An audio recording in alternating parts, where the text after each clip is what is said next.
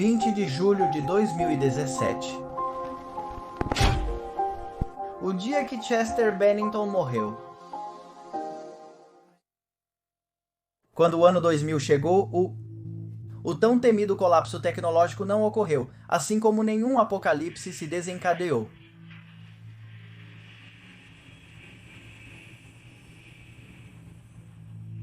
No entanto, o mundo sofreu mudanças importantes, uma delas ligada à música. Toda uma nova leva de bandas se abriu caminho para ser o emblema daquelas juventudes confusas. Entre tantos acordes inquietos e distorções de inconformismo, houve uma voz que chamou particularmente a atenção do público e dos críticos por sua mistura de delicadeza e fúria. Em um mundo que lidava com falsas promessas de terminar, Chester Bennington abria caminho para trazer sua própria versão do fim. Na tarde do dia 26 de maio, com 41 anos de idade, ele deu uma atuação como nenhuma em sua carreira. Seu amigo Chris Cornell, vocalista do Soundgarden, estava sendo enterrado no cemitério Hollywood Forever. "Meu nome é Chester", disse Bennington aos enlutados reunidos. Depois, acompanhado por um violão, ele entoou Aleluia.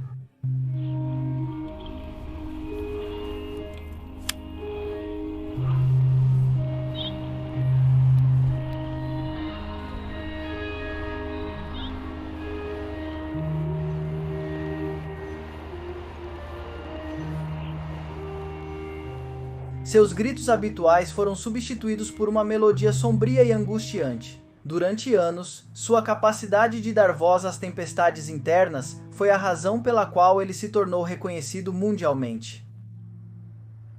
Naquele funeral, sua interpretação deixou todos comovidos. Menos de 2 meses depois, Bennington também acabaria sendo chorado.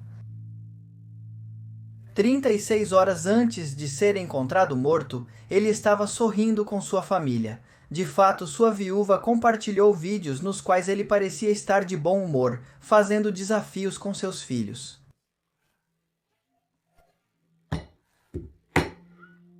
Uma semana antes do Linkin Park embarcar em uma turnê de 29 datas na América do Norte, a notícia de seu suicídio abalou sua família, amigos e também os fãs. Chester havia perdido a luta explícita que travava contra essa depressão sobre a qual falava em suas músicas? Ele finalmente havia perdido a batalha contra esse lado sombrio que o acompanhou durante toda a vida? Chester Charles Bennington nasceu em 20 de março de 1976 em Phoenix, Arizona. Sua mãe era enfermeira, seu pai era um detetive da polícia que trabalhava em casos de abuso sexual infantil. Quando era apenas uma criança de 7 anos, Bennington tinha um amigo mais velho.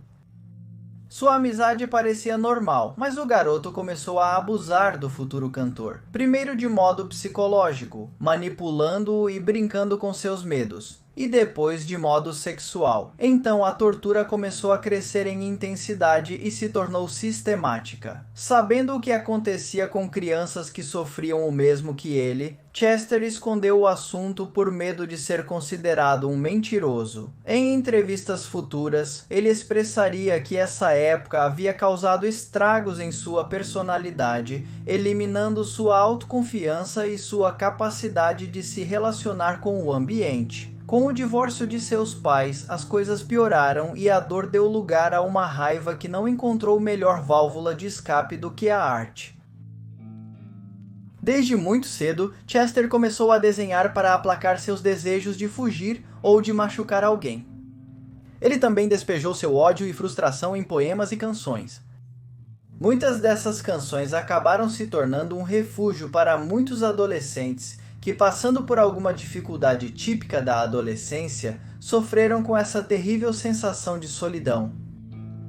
O abuso continuou até ele ter 13 anos, quando Chester decidiu contar tudo ao seu pai. No entanto, no último momento, ele escolheu não apresentar acusações legais ao descobrir que o jovem que o havia maltratado por anos que pareciam uma eternidade, também havia sido vítima de abuso. Longe de encontrar paz ou reconciliação com o seu ambiente, sua passagem pelo ensino médio foi pouco menos que infernal. Por sua magreza que o fazia parecer tão fraco e seu retraimento, ele se tornou o alvo principal dos valentões de plantão que se encarregaram de lembrá-lo dia após dia que a vida era horrível. Nessa época, Bennington começou a abusar do consumo de maconha, álcool, ópio, cocaína, metanfetaminas e dietilamida do ácido lisérgico. Quando sentiu que aquele atalho, o da autodestruição, não iria salvá-lo, ele saiu da casa do seu pai e se mudou para a casa da sua mãe em um silencioso pedido de ajuda. Ela o proibiu de sair por um tempo para que suas adições não acabassem por matá-lo. Ainda sentindo as dores dos recentes golpes, Chester decidiu superar tudo. Pegou um lápis e decidiu desenhar um destino entre tanta escuridão que o cercava. Foi aí que ele se propôs se dedicar à música. Trabalhou em um Burger King por um tempo antes de começar a moldar seu plano. Estava longe de suspeitar que todos os seus sonhos se tornariam realidade. Também não suspeitaria, claro, que mesmo com todos os seus sonhos realizados, seu lado mais sombrio nunca o abandonaria. Bennington começou sua carreira de cantor com uma banda chamada Jim Dowdle and His Friends. Mais tarde, Dowdle e Bennington se mudaram para formar Grey Daze, uma banda pós-grunge que gravou 3 álbuns. Já com experiência e em constante crescimento, Chester deixou Grey Daze em 1998. Certamente alguma porta se abriria em breve, mas as coisas não foram tão simples quanto ele esperava.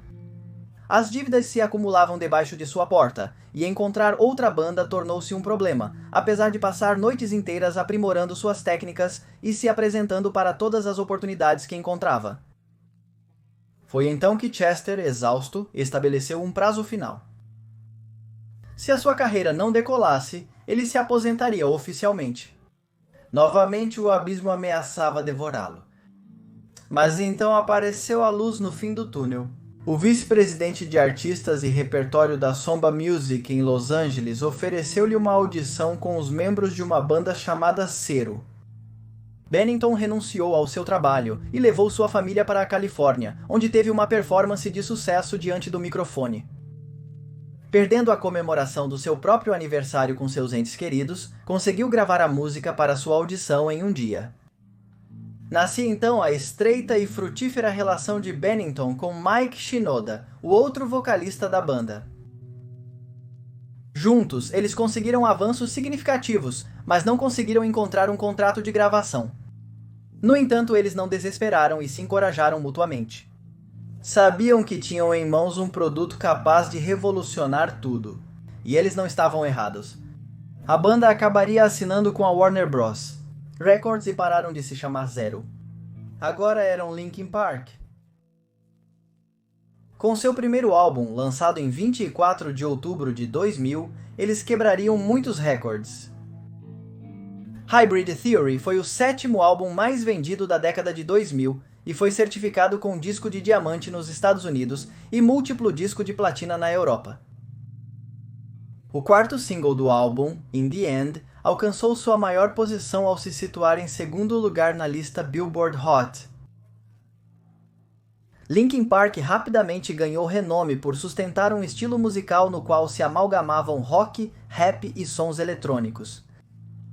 Embora desde o início fossem considerados uma banda de new metal, com o passar dos discos exploraram diversos gêneros, fizeram experimentações virtuosas e não pararam de se reinventar enquanto colhiam mais e mais sucessos, dando à cena uma mudança de ar sem precedentes.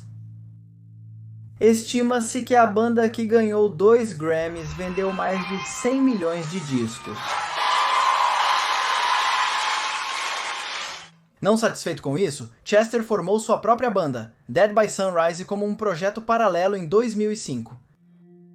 De 2013 a 2015, foi o cantor principal de uma das bandas que o marcaram na sua adolescência, Stone Temple Pilots.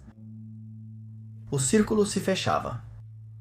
A revista Hit Parader, colocou Chester na 46ª posição na lista dos 100 melhores vocalistas de metal de todos os tempos. Agora o adolescente amadurecia, olhava para si mesmo, paralelamente enquanto os louros se multiplicavam. Toda a carreira artística de Bennington foi marcada por seus constantes problemas de saúde e seu azar em se envolver em acidentes. Chester sofreu de má saúde durante a realização de Meteora, por exemplo, e lutou para comparecer a algumas das sessões de gravação. No verão de 2003, começou a sofrer de dor abdominal extrema e problemas gastrointestinais enquanto filmava o videoclipe The Nem.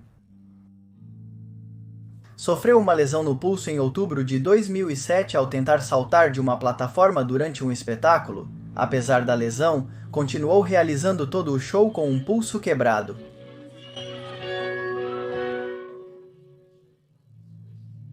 Recebeu 5 pontos de sutura. Em 2011 voltou a adoecer, e o Linkin Park foi obrigado a cancelar 3 shows e reprogramar 2. Machucou o ombro durante a turnê da banda na Ásia, e os médicos aconselharam que ele se submetesse a uma cirurgia imediata, cancelando seu show final em Pensacola Beach. Lesionou o tornozelo em janeiro de 2015 jogando basquete. Linkin Park cancelou o restante da turnê para Bennington se submeter à cirurgia e se recuperar. Por sua vez, seus nervos foram afetados quando ele e sua esposa foram vítimas de um perseguidor cibernético chamado Devon Townsend, por quase um ano. Depois de ameaçar o casal, o jovem terminou 2 anos na prisão. Mas nem todos os problemas de Chester vinham de fora. Seu verdadeiro inimigo ainda vivia dentro dele. Em 2006, Chester começou seu primeiro processo de reabilitação, e 5 anos depois, disse que estava em condições de afirmar que havia abandonado todo tipo de consumo. Embora para aplacar a ansiedade da abstinência, ele foi receitado com clonazepam, um ansiolítico que em alguns casos incuba tendências suicidas em seus usuários. Segundo alguns conhecidos, Chester flertou com a morte mais de uma vez. Às vezes, seu ânimo diminuía, e seus vícios reapareciam para lembrá-lo de tempos ruins ou colocá-lo diante de um aspecto de si mesmo que cada vez mais o desagradava.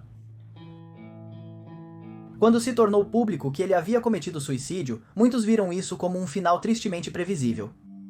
Chester havia caído novamente em seus poços típicos, provavelmente um induzido pelo suicídio inesperado de seu amigo Chris Cornell. Cornell e Bennington eram de fato mais que bons amigos. Chester era padrinho de Christopher Cornell, um dos filhos de Chris. Que seu suicídio ocorresse justamente no dia em que o cantor do Soundgarden faria aniversário foi mais uma prova da tristeza destrutiva que muitos intuíam que ele estava passando. Mas não demorou muito para outras teorias aparecerem. De acordo com o Anonymous, o alegado suicídio de Chester Bennington foi apenas uma distração. Sua morte foi um assassinato relacionado à revelação de segredos, em relação a uma rede de pedofilia surgida em Hollywood há alguns anos. Uma rede que tinha Jeffrey Epstein como líder e envolvidos do tamanho de Donald Trump.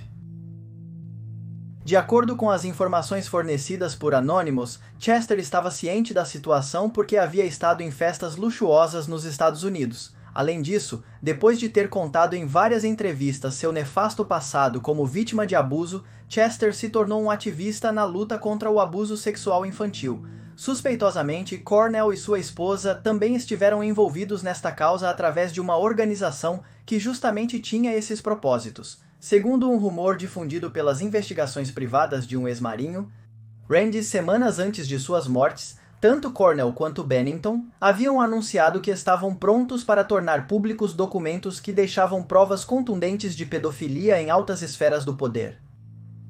Randy declarou ainda que Chester pode ser o filho ilegítimo de John Podesta, uma pessoa muito poderosa que trabalha em Washington e que trabalhou para a família Clinton envolvido em uma série de crimes. Supostamente, 2 meses após a morte de Bennington, o restante dos membros do Linkin Park recebeu a visita de Bill Clinton, bem como uma doação de $2,5 milhões da Clinton Foundation, sem motivo aparente para isso. Isso foi talvez uma maneira de comprar o silêncio da banda? Vale esclarecer que esta teoria, que conecta a morte de Chester Bennington com a morte de Cornell, com a morte de pessoas como Kurt Cobain, que aconteceu muito tempo antes e que diz que tudo isso aconteceu porque eles estavam envolvidos na investigação contra uma rede de pedofilia, é simplesmente uma teoria que circula na internet. Não tem nenhuma prova contundente e não é uma teoria oficial.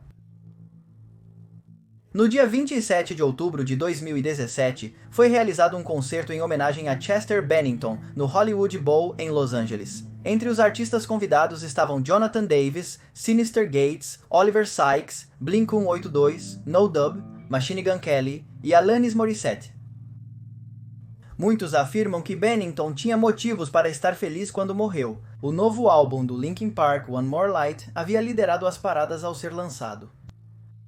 Além da turnê do Linkin Park, Chester estava planejando uma reunião com sua banda de grunge, Great Days, para setembro. A esposa de Chester pediu que seu caso alertasse o mundo.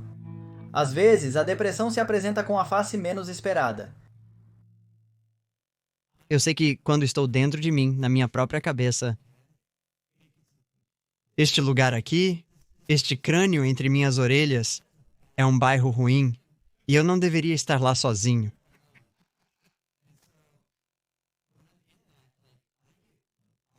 A minha vida inteira se desvanece. Se estou lá, não digo coisas bonitas para mim mesmo. Há outro Chester lá que quer me derrubar. Não estou ativamente saindo de mim mesmo e estar com outras pessoas, ser um pai, ser um marido, ser um companheiro de banda, ser um amigo, ajudar alguém. Fora de mim mesmo. Estou ótimo se estou dentro. O tempo todo estou horrível, sou uma bagunça. E quando você pode passar e olhar algo, você está se elevando conscientemente, você está se iluminando a esse ponto, a um certo grau, e este é esse momento de iluminação, onde você diz, sabe que eu poderia fazer algo sobre isso, e ao fazer isso, posso avançar e me desvencilhar disso. E eu poderia realmente. Para mim, é como se eu pudesse viver com a vida. Nos termos da vida, eu posso experimentar todo o espectro da humanidade e não querer sair disso. Sempre escrevemos sobre nossas vidas, e isso deveria ser suficiente. Não precisamos encontrar algo novo. A vida sempre joga bolas curvas, sejam boas ou ruins, simplesmente acontecem. E eventualmente o que eu descobri é, especialmente com o ruim, porque isso é o que fica um pouco mais comigo. Sair do outro lado e dizer, eu me tornei uma pessoa melhor graças a isso. Ou sou mais compassivo graças a isso. Eu posso entender, sinto que entendo. Eu vejo as pessoas de forma diferente por ter passado por coisas loucas, o que é positivo. Então, encontrar o lado bom em tudo isso é o que sempre tentamos fazer, mas ainda assim falamos sobre as sensações que tivemos ao passar por essas diferentes circunstâncias. Que passamos por todas essas circunstâncias. Há na depressão um enorme sorriso de orelha a orelha. Seja como for, os fãs de todo o mundo ainda choram a perda de um artista que deu tudo para exorcizar seus próprios demônios, ao mesmo tempo que conseguiu afugentar os demônios alheios, às vezes pedindo piedade, às vezes gritando para que a escuridão se rompesse, às vezes com uma melodia pensada para adormecer as feras. Aqui está a sua paz. O bem que te diminuiu.